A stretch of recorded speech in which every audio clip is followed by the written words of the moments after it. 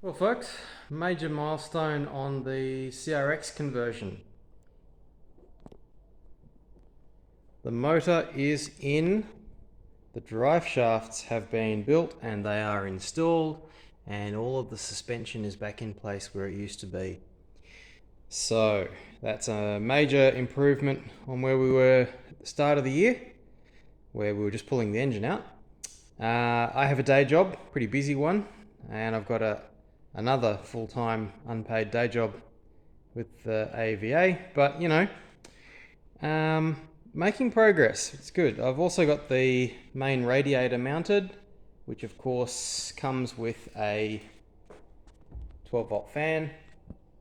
I'm yet to install the pulse width modulation on that so that I can regulate the speed at which it spins according to how hot the coolant is. Also yet to play around with that parking pole, but it's not a priority.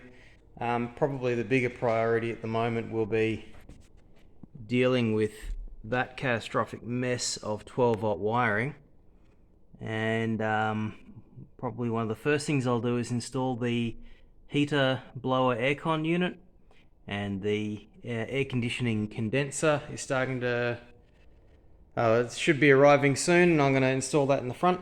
I'm going to have to find another fan for that with a relay and whatnot, but the air conditioning compressor is mounted on the side of that motor mount there, which is really good.